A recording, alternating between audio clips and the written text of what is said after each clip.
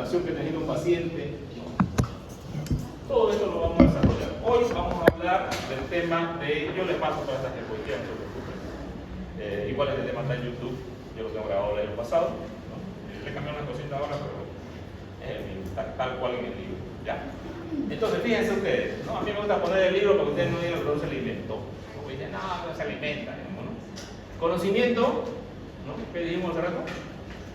Destrezas, que son las habilidades. Aptitudes y actitudes. ¿Qué es la aptitud? Con P. Aptitud. La aptitud es el conocimiento previo que ustedes tienen, ¿ya? ¿Será que si a mí me mandan ustedes a que yo haga una, qué sé yo, una lasaña? ¿Puedo hacerla? Si no tengo conocimiento, no la voy a poder hacer. ¿Cuál es lo que yo? Vega. ¿Será que yo lo llevo a Vega a que haga una cirugía y lo dejo a él solito en el quirófano? ¿Será que lo hace? No, porque le faltan los conocimientos. ¿No? Y hay muchas veces que los médicos sí tenemos la destreza, la habilidad, la actitud, tenemos todo esto de acá, pero nos falta la actitud. Estoy de turno en el hospital japonés, ¿no? Y resulta que ya son las 6 de la tarde y a las 8 me tengo que ir y llega un paciente a operar. Y dice, no, hay un paciente a operar. No, ¿sabes qué? Me iré al laboratorio y como para que se vaya demorando, digamos. Entonces yo no tengo la de querer ayudar a esa persona. ¿No? Actitud. Las ganas de hacer algo. Obviamente el beneficio del paciente. Entonces, el cirujano no solamente va a ver la cirugía, que es el transoperatorio, ve un preoperatorio y un postoperatorio. ¿No? Cuando yo opero a un paciente, tengo que valorar al paciente antes de la cirugía, tengo que valorar al paciente durante la cirugía y después de la cirugía. Entonces, la cirugía se amplía en todo esto. Este doctor, Guy Schuller, en 1300, fíjense ustedes, profesor de la Universidad de Montpellier, en Francia, dijo: grábenselo esto. El cirujano debe ser cuidadoso con los enfermos, compasivo y no extorsionador de dinero. Hace unos años, a mí me hablaron, hace varios años, en una clínica, no, todo el paciente lo opera una apéndice, está listito, todo para operar, tiene plata, digamos. Me llama el dueño de la clínica, ¿no? A ver, a valorarlo, ¿no? Llego, valoro a un chico joven, de unos 20 años, atlético, y el dolor tenía un dolor de costilla derecha. Yo lo examino, veo su laboratorio, normal el laboratorio, no tenía nada normal, examen normal, hemograma normal, todo normal, pero sí tenía el dolor. Y lo veo y le digo, a ver, levanta la pierna, y a lo que levanta la pierna yo le hago así, ¡ay! Me duele ese, ¿no? ¿Qué deporte haces vos? Me dijo que hacía de todo. Ay. Entonces yo le digo al padre, entonces usted tiene una psoitis, que es la inflamación del músculo psoas. Entonces quiero pedirle una tomografía. En ese tiempo recién había tomografía por acá. Y me dice, claro doctor, le pido. Entonces que saquemos observación ahora y yo mañana hago la tomografía. Al día siguiente llego a la clínica, veo la tomografía, le di unos relajantes musculares al paciente, ¿no? Ese día. Y al día siguiente el paciente no tenía dolor. Y la tomografía me mostraba que el psoas estaba inflamado y no había apendicitis aguda. Y no lo operé. Qué burro, ¿no? ¿O está bien? Está bien. Lo correcto que yo debo hacer es operar cuando está indicado, no cuando no está indicado. Pero ustedes saben que la clínica no me habla nunca más, ¿verdad? Porque ellos quieren que uno opere a los pacientes, porque la clínica pierde, ¿no? O sea, entonces, eso está mal. Ustedes nunca deben prestarse a eso. En este universo, si ustedes no creen en Dios, yo creo en Dios. De hecho, creo que estoy acá porque Dios me puso acá. Todo se paga. Lo que se hace mal se paga. Y lo que se hace bien también se paga. Van a tener ustedes sus premios por lo que ustedes hagan bien, ¿no? De esta clínica al día siguiente fui a cobrar mi consulta y la médico que está de general, yo cobré 200, ella cobró 500. La general, yo era cirujano que descarté una enfermedad le ahorré la cirugía al paciente. Claro que eso fue lo que yo puse en mi honorario, digamos, ¿no? Pero la médico era $500 que yo. Bueno, ese es un pequeño ejemplo de que ustedes tienen que hacer las cosas bien, ¿ya? Peor en medicina. No, porque no tengo plata, no lo opero, digamos. Igual necesita cirugía, o sea, siempre nos buscamos nosotros de decir, digamos, en la cabeza, igual sin apéndice, para que no se complique. Bueno, si no tiene, pues, operar, no hay que operarlo y se acabó. ¿Ya? Entonces, esa honestidad que ustedes van a tener como médicos, los pacientes se las van a agradecer. Y ustedes, cuando los médicos somos honestos, es como cuando ustedes tienen su auto, lo llevan al mecánico, y el mecánico honesto les va a decir qué es lo que tiene y qué es lo que no tiene. Entonces ustedes van a confiar en ese médico, van a confiar en su honestidad. Y van a, porque existen muchos médicos que son excepcionadores, ¿no es cierto? ¿O no? Sí, altísimos, ¿no? Yo recién nomás, mi esposa llevó a mi suegra con un oftalmólogo. Y el oftalmólogo vio y le dijo, ¿sabe que usted tiene esto? Hay que hacer una cirugía, cuesta $30,000 por cada ojo. Ya, está bien, vamos, está bien, le digo. Llevamos a otro oftalmólogo, el otro le dijo, usted no tiene nada. Entonces, ¿sigue habiendo gente profesional? Sí. Bueno, usted no tiene que hacer eso, por si acaso. Este es el prólogo del libro, ¿no? Que habla de todo lo que es los temas que tiene el libro. El libro tiene más temas que los últimos no nos hablamos, habla del apoyo del trauma. Ustedes van a ver eso cuando se habla de emergencia, lo van a ver, ¿no? Entonces empezamos con la historia de la cirugía. Y esta frase célebre que dice Aristóteles: los hombres que no conocen la historia están condenados a repetir sus errores. ¿No? Cuando yo no conozco la historia, creo que lo estoy inventando la medicina ahora. Mentira, la medicina se inventó ya en Egipto, en Mesopotamia, en China, los hindús. Ya tenían ellos más de 1000 años de medicina antes que nosotros conozcamos la medicina. Entonces ya ellos habían desarrollado muchas cosas que inclusive ahorita nosotros lo estamos usando nuevamente. ¿Ya? Solo para tener claro, la prehistoria, vamos a hablar de 5000 años antes de Cristo, para atrás. La caída del Imperio Romano, 476 años después. El descubrimiento de América, 1492. Revolución Francesa, 1789. Bueno, ya en las cuevas, los neandertales, ¿no? Más o menos 25.000 años antes de Cristo, se encontraron pinturas rupestres, ¿no? Y también se encontraron huesos que tenían callos óseos, ¿no? De pacientes que se habían fracturado, personas que se habían fracturado, y que ellos trataron de hacer vendajes, ¿no? Entablillarlo para poder ser. También había enfermedades en ese tiempo, ¿no? Por ejemplo, el mal de Pot, que es la tuberculosis en la columna, ya 7000 años antes, ¿no? Ya habían estas enfermedades, artritis, deformantes, también habían, que se observaron pacientes que murieron por osteomielitis, por una herida, una fractura expuesta, resolvieron esto porque no habían antibióticos en esa época. Luego tenemos la prehistoria, ¿no? Y en la prehistoria se descubrieron también cuevas, donde en estas cuevas tienen sus pinturas rupestres, ¿no? Indica, por ejemplo, acá un paciente, fíjense ustedes, y con el miembro viril erecto, ¿no? Una de las técnicas que ellos hacían para calmar el dolor cuando iban a hacer una reducción, o iban a una fractura, o iban a sacar una flecha, o iban a tratar una herida que le producía dolor al paciente, le producía un estímulo al paciente para que el paciente tenga una eyaculación. Y en el momento que iba a eyacular, le hacían el procedimiento para que distraiga su mente del dolor, ¿no? Entonces, los médicos de esa época, que eran prehistóricos, ya se ideaban estas cosas, ¿no? Acá tenemos el callo óseo, ¿no? de un fémur de Homo erectus de 25.000 años de antigüedad. El mal de Pot, ¿no? Que se ve así, que es la lesión en la columna vertebral, ¿no? Que los neandertales la padecían.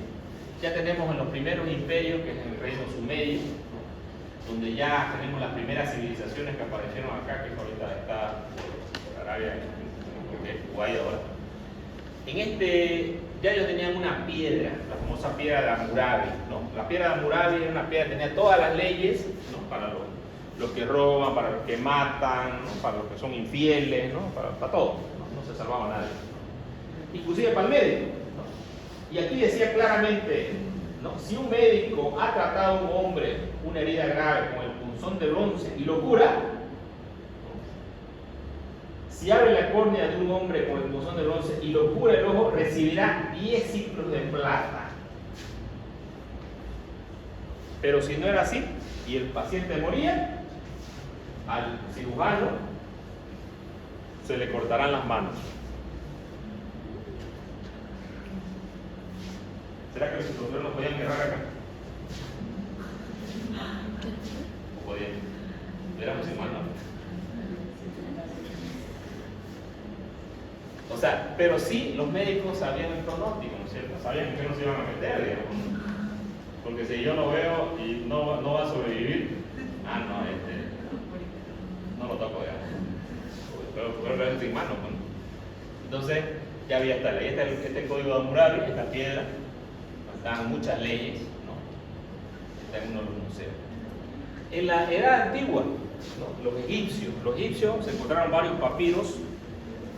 Los que lo encontraron son Eber, Smith, ¿no? El papiro de Bruch. Estos papiros tenían ya escritos los tratamientos médicos y quirúrgicos que hacían en esta época. Inclusive ellos trepanaban el cráneo. ¿Por qué tenían conocimiento en las trepanaciones? Porque ellos hacían autopsia. Fíjense este concepto claro. La autopsia, ¿no? Es lo que me demuestra a mí de qué murió una persona, ¿sí o no? Sí. En el tiempo del COVID, la OMS decía no usen antiinflamatorios, ibuprofeno. No usen. No hagan autopsia a los pacientes. ¿No? ¿Eso decían o no? Lo decían grande. Y porque decían eso, los médicos se nos morían un montón de pacientes porque no dábamos ibuprofeno. Y después hay gente que empezó a tomar los antiinflamatorios y empezó a mejorar.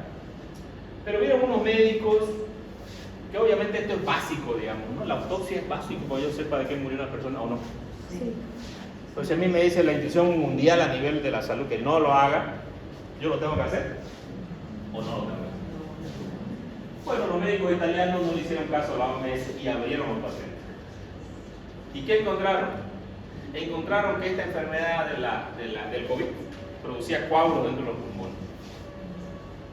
Como ninguna otra enfermedad produce coágulos. Los pacientes se morían por los coágulos. Todas las neumonías que hacía el COVID eran por coágulos. Entonces ellos empezaron a hacer tratamiento con anticoagulantes y se esparció por todo el mundo esa noticia.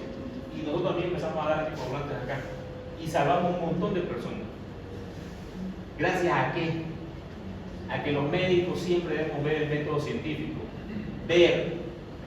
La autopsia es importante, ¿no? Si estos médicos no hayan hecho eso, probablemente se hayan muerto muchas más personas. Y también dimos antiinflamatorios. De hecho, tras que se enferman, no le dábamos antiinflamatorios, dexametasona, ¿no? Y los pacientes mejoraban la inflamación. Porque, ¿qué era el COVID? Una inflamación exacerbada que tenía el paciente. ¿Por qué los egipcios sabían que los pacientes hacían hematomas y morían de eso? Porque ya hacían autopsias también. Entonces, ya ellos tienen tratamientos para algunos pacientes porque ellos peleaban con objetos y los pacientes morían.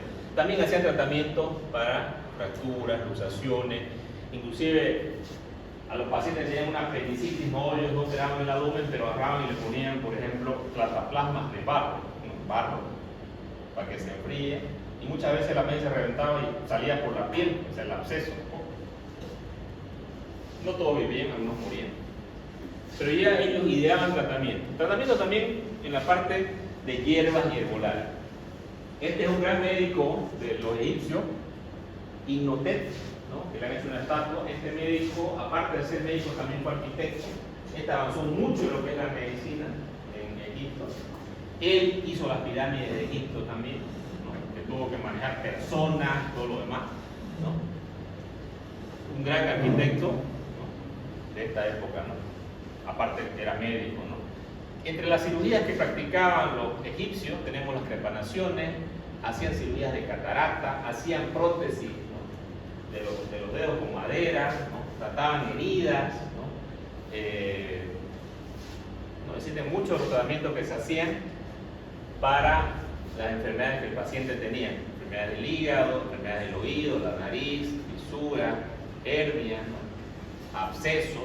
Los chinos también tenían médicos cirujanos que también hacían ciertos procedimientos quirúrgicos, hablamos de 1800 años antes de Cristo, y también manejaban bastante muy bien la herbolaria, tenían más de 100 remedios, y también manejaban la técnica de acupuntura, ¿no? Que hoy día también se aplica para ciertas manías y el dolor. Aquí están viendo una cirugía, hacía mucho, sacaban los testículos, castraban, ¿no? Había castraciones que se hacían para el rey, que era el que tenía más dinero, ¿no? Hacían castraciones para que ellos sean sirvientes de las doncellas, ¿no? De las concubinas que había en ese tiempo, ¿no? Entonces, estos hacían esta cirugía, ¿no? La hemorragia paraba, ¿no? Hacían un tapón con madera, con metal, ahí, ¿no? En 3 meses ya estaba curada la herida, después te la dejaban abierta, ¿no? Y estos procesos lo hacían nomás en el suelo, ¿no? En una camilla que tuviera, no con luz, ¿no? Porque en el propio ambiente usaban algunas hierbas para parar las hemorragias, no había antibióticos también. La acupuntura, que también es algo que se utiliza hasta el día de hoy, ¿no? Inclusive se hacen anestesias. Cuando eres alérgico a la anestesia, hay lugares en el mundo que se pueden hacer anestesias para hacer cirugía de tórax con acupuntura. Tienen ciertos meridianos, ¿no? Aquí está este médico, Antonio López, en 74, hizo, ¿no? Que es anestesiólogo, hizo un posgrado en China, ¿no? Donde estudió acupuntura para poder practicarla en las instituciones quirúrgicas en México. En el 74, y actualmente también hay una especialidad que los médicos pueden hacer. Esa es la maxibustión, ¿no? Que le ponen para quemar, y esto hace que da cierta transferencia, ¿no? Al cuerpo, ¿no? La moxibustión. Bueno, en Grecia tenemos el famoso, ustedes han visto, ¿no? El signo del médico, viene de Asclepio. Asclepio, de la mitología griega, era un semidios, era hijo de Apolo, hijo de una mortal. Resulta que ella estaba embarazada, no sabía el padre que estaba embarazada, y un pájaro ahí le dice que era el cuervo, le dice que se le engañaba. Entonces él en su ira va y la mata. Cuando la mata, estaba embarazada, sale el bebé, que es Asclepio. Asclepio lo manda con los minotauros. Los minotauros le enseñan el arte de curar a las personas, y Asclepio se hace un gran médico, y Asclepio cura a todas las personas, pero lamentablemente, como curaba a todos, nadie moría. Y ya el dios de la profundidad del Hades, ¿no? Va y reclama a Zeus y le dice: no tengo muerto, digamos, ¿no? ¿Qué pasa? Y bueno, manda a Zeus a que muera Asclepio, para que ya puedan haber nuevamente personas que mueran y vayan al Hades. Como ustedes pueden ver, acá tiene una vara con la serpiente, ¿no? Era una de las formas de curación que ellos ocupaban, los griegos, para curar algunas enfermedades, como la artritis, la picadura con la serpiente, con cierta cantidad de veneno, ¿no es cierto? Y ustedes se ponen a pensar, por ejemplo, ¿quién le gusta tomar café? ¿Cuánto toma usted de café? Por día. En la mañana tomaría unas 2 tazas, Ya. en la tarde otras 2 o 3. 2 o 3, dime. ¿Usted? Pero son tazas chiquitas. Pequeñas. ¿Usted? Yo 3. 3. ¿Alguien toma menos? ¿Alguien toma café también? Yo no tomo. ¿Cuánto? Unas. ¿En la mañana? Ya. Fíjense ustedes que la dosis va a ser diferente en cada. Ella se siente bien con una al día. Usted se siente bien con 2 a 3, ¿no es cierto? Es que no me hace nada, no tomo. Entonces tiene mayor tolerancia. Cada persona es diferente, por ejemplo, ¿no? Pero hay una intoxicación por cafeína, ¿no? Sí, hay. Si los paros cardíacos por cafeína se dan. Ustedes pueden buscar. Los niños que hacen paro cardíaco lo hacen por cafeína. ¿No? Que los niños se compran el Red Bull o eso, ¿no? Tienen bastante cafeína. Los venenos, o sea, el café puede ser, si quiere usted, un estimulante, ¿no? Muy bueno, un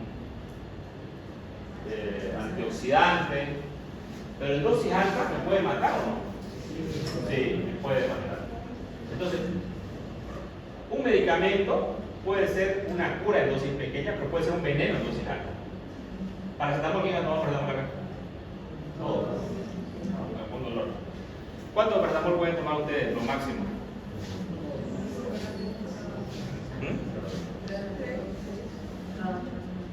¿Cuántos días? 24 horas. ¿Qué pasa si tomo más de 4 gramos?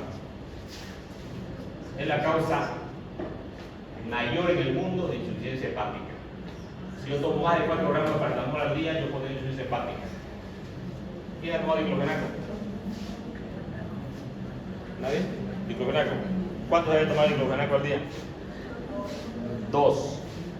¿Qué problemas tiene el diclofenaco si yo tomo a largo plazo? O tomo dosis alta. Si tomo dosis alta, puedo tener hemorragia digestiva, el tubo digestivo.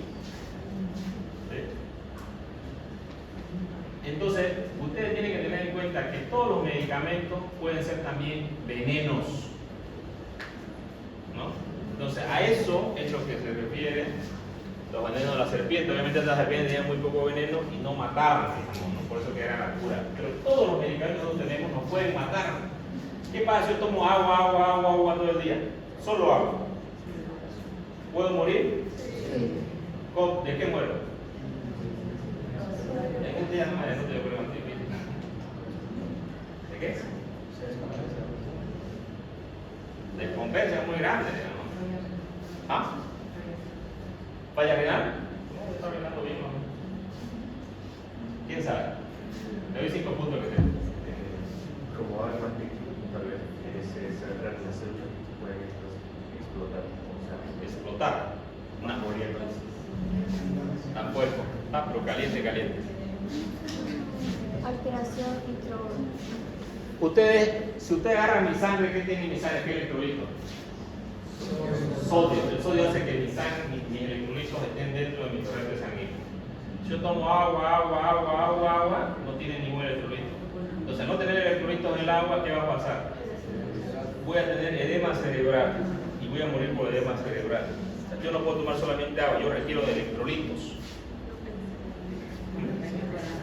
¿No será una hiponatremia? Hiponatremia, hago edema cerebral y me desmayo y me muero. Entonces, nosotros debemos conocer esto. Bien, sigamos. Hipócrates, juramento hipocrático. Hipócrates nació en la isla de Tracia, ¿no? Esto, Hipócrates lo conoce por haber hecho los primeros libros de medicina, donde él describía los síntomas, porque veía a la gente que se moría. Y él empezó a escribir. Y empezó también a educar a médicos jóvenes para que aprendan el arte de la medicina. Empezó a probar qué es el método científico. Yo pruebo las cosas y veo cómo funcionan y escribo, describo, anoto. ¿No? Ustedes han aprendido, por ejemplo, que el paracetamol de más de 4 gramos se puede intoxicar a la persona, puede ser insuficiencia hepática. Es grave, ¿no? El paracetamol lo tenemos en todas partes. El diclofenaco, si tomo todos los días diclofenaco, puede ser insuficiencia renal. En los pueblos es frecuente. La gente va a la farmacia, se farmacéutico, denme diclofenaco, al otro día denme diclofenaco, al otro día tengo. Y el paciente tiene insuficiencia renal por diclofenaco, por AINES. ¿Ya? O no van a la farmacia, han ido a una farmacia y han visto a la gente cómo pregunta por los medicamentos. Y el de la farmacia le dan nomás, ¿no? Bueno, esta es la Tracia, que queda Atenas, Tracia. Aquí está caminando un poco a un niño, ¿no? El examen físico, evaluando el abdomen, ¿no? Distrayéndolo por la parte de atrás, ¿no? Esta es una técnica que él usaba, ¿no? Y ustedes tienen que aprender a tocar o no. ¿Sí? ¿A percutir? ¿O no? Sí. A escuchar y saber lo que es la personalidad, lo que es la matidez, ¿no? Tienen que aprender a valorar las estructuras con solamente tocar.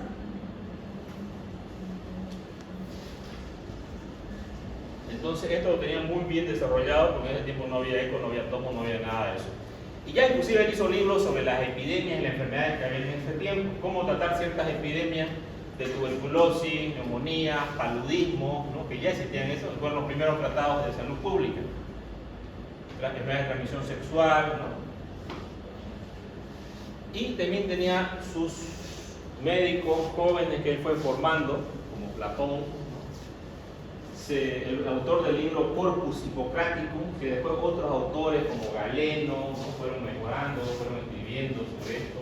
En estos libros, que eran varios tomos, ¿no? Habla de 72 libros, ¿no? Estos libros tenían tratamiento ya para las heridas de la cabeza. ¿Cómo debo tratar una herida de la cabeza?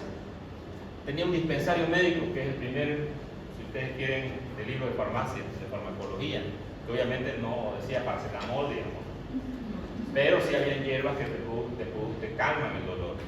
Fracturas, cómo tratar la fractura, cómo reducir las articulaciones en caso de luxaciones. La primera maniobra fue la maniobra de Hipócrates para reducir la luxación del hombro, sobre las úlceras y también sobre tratamientos quirúrgicos que él hacía, inclusive sobre cánceres, tumores que los pacientes tenían.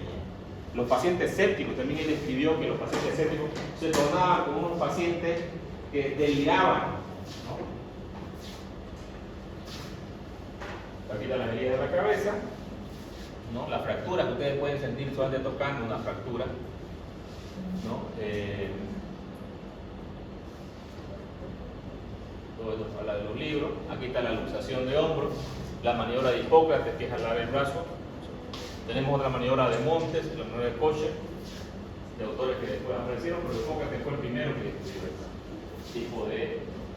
¿Y qué sabían los médicos? Los médicos teníamos que saber varias cosas, ¿no? El diagnóstico, la hipótesis diagnóstica y también el pronóstico del paciente. Si yo tengo un paciente con cáncer de páncreas, ¿cuánto tiempo vive? El tiempo es corto. Si yo tengo un paciente que tiene un cáncer de próstata, ¿cuánto tiempo vive? Probablemente no, más. A veces hasta 10 años, depende de si ya la de tratamiento puede estar.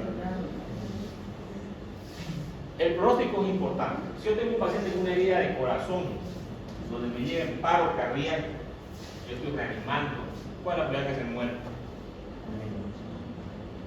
La probabilidad de que se muera es altísima. Hablamos de porcentaje, más del 95%. También trataban las fístulas, ¿no? Coloproctología, tratamiento de hemorroides, ¿no? Tratamientos médicos de la hemorroides, ¿no? Con ciertas esponjas de mar, ¿no? Se colocaban los pacientes allá, con una dieta también que le hacía el médico para que tenga más fibra el paciente. Y ellos se dieron cuenta de muchas cosas en ese tiempo, fíjense ustedes. ¿Por qué? Porque ellos eran observadores, mucho más no tenían celular como ustedes, el computador. Que muchas veces el celular, no, ahora todo el mundo, todo es ChatGPT, ¿no? ChatGPT anda a lo que sea poner, ahora sí lo que tiene. Se está evolucionando esto. La sepsis, ellos les dieron bastante bien los signos de sepsis, taquicardia, taquimia. ¿Será que llegan 20 sépticos al hospital y no nos damos cuenta? Llegan. ¿Por qué no nos damos cuenta? Porque no observamos adecuadamente a los pacientes. Los pacientes de taquicardia, taquimia, ¿no? Diario, se pone somnoliento, no tienen ganas de comer, tienen ganas de vomitar. Y esto, en el mundo, mueren millones de personas porque el médico no diagnostica la sepsis. Porque cuando ya tiene la diagnostica, ya el paciente está tarde, el paciente muere. Tratamiento para las fracturas también se habló mucho, los vendajes, ¿no?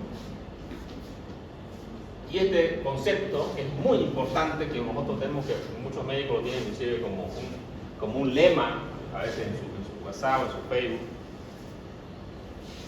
Primum non nocere, ¿qué se diga? Lo primero es no dañar. Lo primero es no dañar. ¿A qué hora está? ¿La 40? Ah, ya, bueno, tenemos tiempo. Ya, les voy a contar una historia acá y con eso vamos a acabar. Un paciente después de Año Nuevo, cumpleaños de su suegra, comió unos choricitos. Se metió los chorizos y al día siguiente le dio diarrea.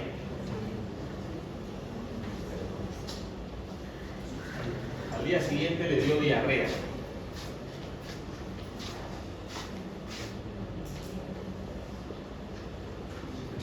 Vómitos.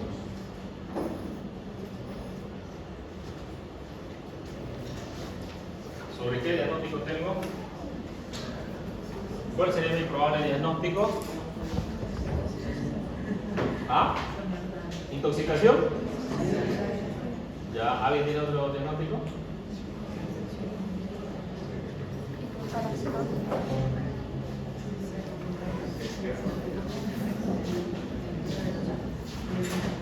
El paciente fue a un seguro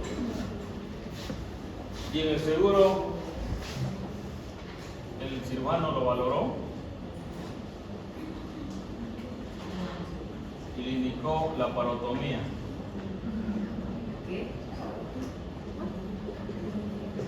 una laparotomía. ¿Está bien? ¿Está bien o no? ¿Cuáles serían los criterios para operar a este paciente? Obstrucción. ¿Tenía diarrea? ¿Tenía vómito? ¿Tracto obstruido? No. No tenía hemorragia. Estaba deshidratado simplemente. ¿En cuánto tiempo pasa una intoxicación alimenticia? 24 horas. 24 horas. Lo operaron. El paciente tenía antecedente de una cirugía que le habían hecho 5 años atrás. Tenía una lesión mediana supraumbilical. Cuando el cirujano exploró al paciente, que fue un domingo de Pascua, no encontró nada en el abdomen. O sea, nada que era quirúrgico. Pero siempre tenía adherencia por la cirugía previa. Y al liberar el intestino, perforó el intestino.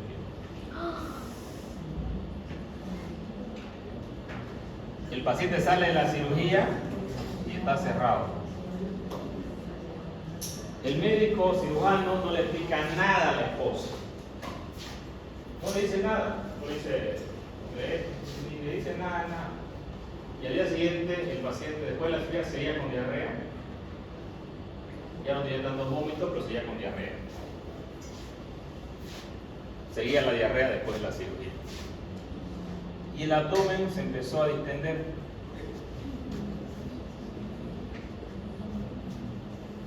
Le hicieron laboratorio de control y salió la amilasa elevada. Y el cirujano dijo, debe ser una pancreatitis.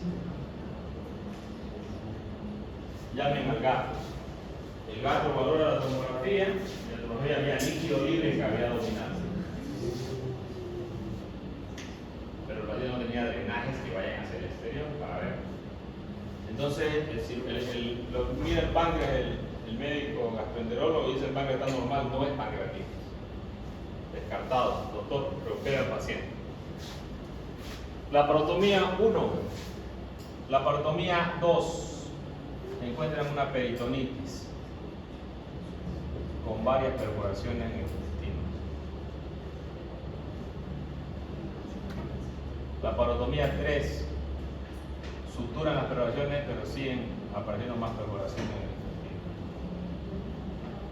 Laparotomía 4. Siguen las perforaciones.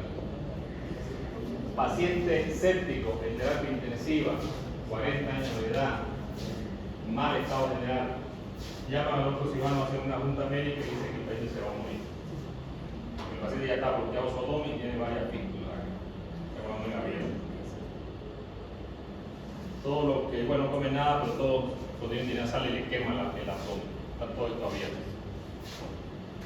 Y hacen la junta médica con los otros cirujanos. El cirujano primero se desaparece. El paciente está con el abdomen así, lleno de fístulas intestinales. Y el equipo de cirujanos del niño 1 dice, del seguro, estaban ahí, dicen que el paciente se va a morir, no hay nada que hacer. La familia decide llevarlo a Brasil. En Brasil le piden $300,000 para que entre a un hospital y no le garantizan nada. ¿Este paciente tuvo que llegar hasta ahí? No. ¿Por culpa de quién llegó hasta ahí? Del cirujano.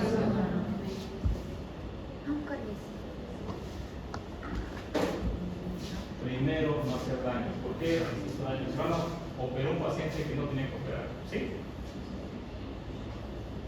Entonces, el cirujano, lo más importante que tiene que hacer un cirujano es saber cuándo tiene que operar. Y para operar, ¿qué necesita? Criterios de cirugía. ¿Cuáles son los criterios de cirugía? Irritación peritoneal, un abdomen obstructivo, ¿no? Isquemia intestinal, una hemorragia intraabdominal. Esos son criterios que tiene que tener el cirujano para operar un paciente. Este paciente no se tuvo ninguno de los criterios. Lamentablemente, todo lo que se hizo mal.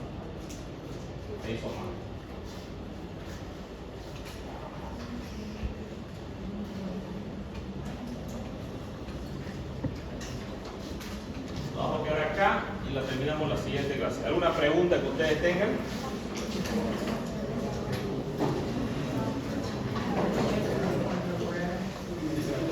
Al final lo curaron, no se sabe nada del paciente. ¿Es docente acá? Cuando el sea docente. Sí. Es docente. A ver, un doctor Verástegui y nos salvó. ¿Qué se A ver, sabe? un doctor Verástegui y nos salvó.